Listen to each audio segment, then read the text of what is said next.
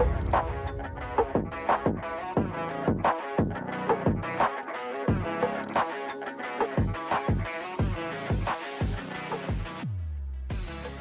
and welcome to another episode of the SEO Unplugged podcast. I'm your host, Itamar, Blauer. Today I'm joined with Timothy Malmros Genach, and I hope I pronounced that correctly. Good enough. Good enough. That's good enough for me. Alrighty, so today we're going to be talking about quite an interesting topic that I think has gone under the radar in recent times, because what we've seen nowadays in the contemporary SEO landscape is people trying to understand, okay, how do we position ourselves within AI? How do we, the big focus being on AI, but the reality is what we're seeing from the Google SERP, obviously Google still being the primary search engine of choice in the world for most people, but there is a really big spam issue going on at the moment. And Timothy, thank you very much for joining, because you've done a lot of interesting sort of deep dives on LinkedIn about this. I highly recommend people to follow you on there. But how would you sort of sum up where we are at the moment to sort of introduce the sort of spam issues that Google is dealing with at the moment? I'd say we're back to 2003, or we're more reminiscing of Yandex than Google at this point, with the amount of spam that's just polluting the SERPs. Yeah, it's sad. It's sad, really, though this has gone so far. But it seems to be limited for the most part to iGaming search, like gambling SERPs, those keywords. Because I don't really see it in any other keyword, like loans or any other high competitive keywords. Sure. So, And yeah. what are you seeing though in terms of like what kind of spam specifically are you seeing, or what types of tactics or things that you found, just in the broad sense, if you're able to sort of sum up the kind of stuff that you found? Well, I mean, sum it up, it's spam. It's drop domains, expired domains that are, I'm doing a post now about a site that used to be a bloody church, and it's now a gambling portal in the Netherlands for unlicensed gambling. And it all boils down to canonicals, which for some reason now have become more powerful than ever before, which is quite fascinating, I have to say. And it's working. It's working everywhere. Every market I check, like I just checked one today. That's the church domain, and instantly I spot all the drop domains that are ranking, and they're not ranking like on page 2. They're position 1 for some of the most coveted keywords. Where there's the most amount of money to be found.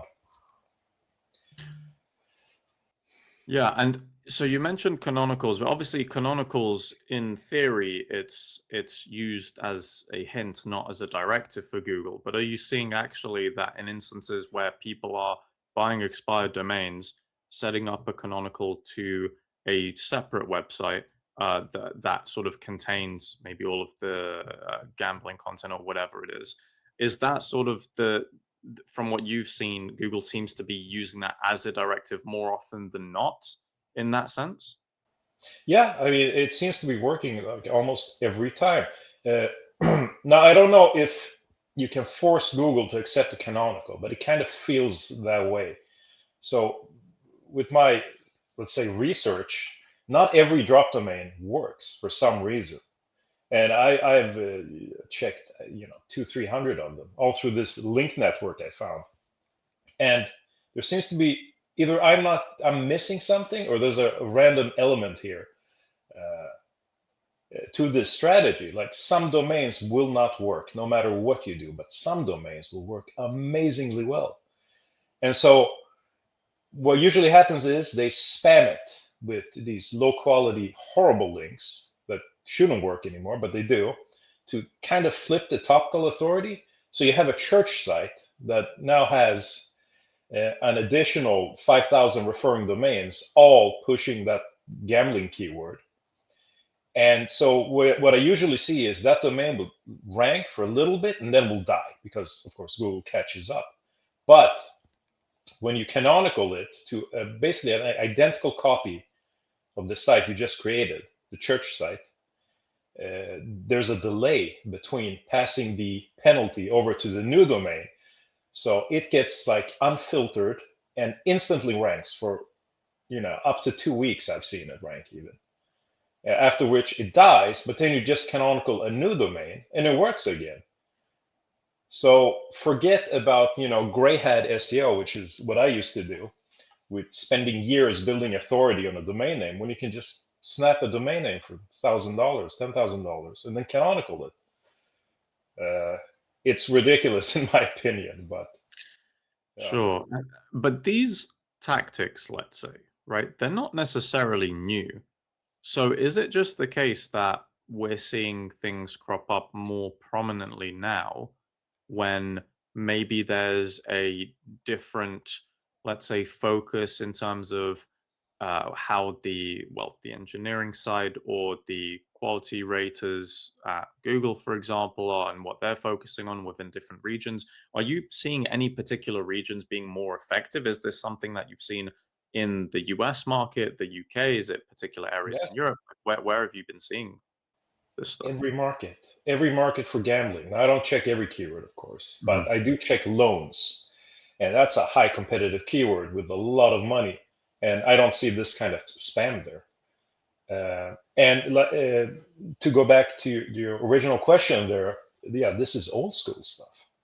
I mean, even parasite SEO was old school stuff back in, I don't even know when. You used to be able to do this guest posting and have that article rank based on the authority of the original domain, but Google killed it, right? They completely killed it, didn't work, and then all of a sudden, I think in 2019-20, it starts working again, and it's so powerful that nobody can compete with it. You and why go through all the years and effort of building a brand when you can just do guest posts on Forbes, right? It's so much easier. And then now I'm seeing that actually parasites are dying. They're finally doing something about it. But it took them 5 years. So, and this canonical trick is also old school stuff, but it was never this powerful. I've never seen it this powerful before. It's instant rankings for the best keywords for, well, unlicensed gambling. I say best because high commission rates, right? So, but if you take into consideration what is going on behind the scenes of, so like it's not to say it's just the canonical that's part at play here, but also the particular types of content, or is there sort of cloaking involved where the contents or the pages themselves aren't even accessible to users and it's only directed at search engines? Like what's sort of Yeah, happening yeah, yeah, from the technical yeah. side? I've seen several examples. Like it's cloaking, but it's not for Google. If you hit from Google, you wouldn't be found, right? It's for the users or the companies that used to own these websites. I did a quick post about a German black hat site, and they snapped an expired, just high authority company website from this German massive company that still exists today. So it was cloaked because, if they ever discovered it, they would demand it back, right? And I've seen tons of these examples. But the cloaking is not to hide from Google, it's from other people or even competitors, so they don't learn their methods. But there are ways around that. There's ways to access Google's cache. Very hard to do, but there are ways. And if you can access Google's cache, you can find everything. Oh, and you mentioned too, sorry about that, the Google spam team. I mean, as far as I know, it doesn't exist anymore, which is why you're in a race. You have a tractor, the other guy has a Ferrari, but there's no referee. So how can you win? I mean, nobody's playing by the rules anymore. So, so this was something that I wanted to touch upon because I remember when you had the sort of when SGE rolled out, and then you had site reputation abuse Mm. types of terms and policies or anti-spam type of processes or documentation that Google released. And what I noticed at the time was that it seemed like algorithmically there wasn't really any change. And the algorithms, if they were able to sort of catch on to something, a lot of actual legitimate websites, especially in travel, they're the ones who got their sites decimated, and it took them years to see any sort of level of recovery. What it seemed to be the sort of effective workaround was more manual actions that were taken against websites. So, in the cases that you're seeing, have you found any cases that, let's say, because you mentioned like it might work for a week or a couple of weeks and then it won't, and then something happens? What do you think that is? Do you think that's sort of manual actions that's been taken against these sites or domains, or is it algorithmic? What do you think? It's for the canonical trick. It's algorithmic for sure. There is this delay, like I explained earlier, when all of these spam links and the old high authority domain, it passes through unfiltered to the new fresh domain. And there's the delay here. The delay can last, a day or 2 weeks. But because there is no filter here, it instantly ranks. But eventually Google catches up, but then you just repeat the process. So it's pure spam, all of it, which is Sure. fascinating. And I think what Google, when they released the site reputation abuse guidelines, they also released expired domain abuse. I forget the exact term it was called, but it was released around the same time, whenever this was, 2020, 21. But yeah, like I said, parasites I see now are getting affected. Drop domains are just epidemic in the gambling SERPs anyway. They haven't done anything to stop that yet.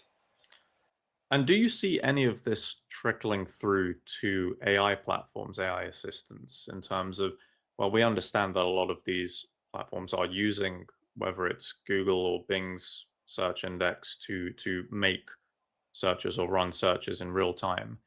Do you see any of that trickling through in terms of the spam issues that you're finding? Have you sort of seen anything within AI Not platforms?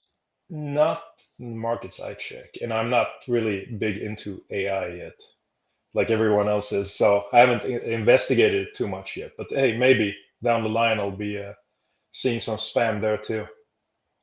So what do you see then if we sort of take a look at the outset from here? Because from what you're saying, it sounds quite bleak, right? It's like, well, what's the point of building a brand over many years when you can take an expired domain, have certain cloaking for users, canonicalize the site to then rank instantly, and then rinse and repeat. But what's the sort of outset from here? What do you think can or needs to be done sort of practically to deal with this issue? Well, there's two things. One, they fix it algorithmically, which they're trying to automate everything, and that's therein lies the problem. When you don't have an anti-spam team who can penalize manually, right? They still have some people doing it, but it's not like it was, right? Um, the this yeah, the second thing is just hire somebody to clean up the spam, because you see it instantly. It's not that hard. If you have a pair of human eyes, it could be clean in a week. All the SERPs. You need one person to check all the gambling markets. But I think because it's not a widespread problem outside of the gambling SERPs, they're not going to do anything about it for now. But I do think since I now see they're doing something against parasites, that they will address this eventually. Maybe they're training their AI to better filter out these kind of sites, right? But it takes time, apparently. It took parasites 5 years. So Well, I guess it's also maybe a question of priorities. Because from yeah, very Google's much. perspective, they might say, okay, well, these sort of highly competitive niches, yes, there's always going to be some spam or some shady tactics going on here. But you see Google, a massive focus is still ads for Google because that's where the main money driver is. And you Of can also course. argue the AI race, the arms race against OpenAI. Yeah, that's what Okay. started all of this, right? ChatGPT. When that launched, suddenly the anti-spam team is gone. Now we're automating everything, and we're focusing on AI, which makes sense for a stock-listed company with a huge competition. But I guess it's also the consideration of these platforms still utilizing search?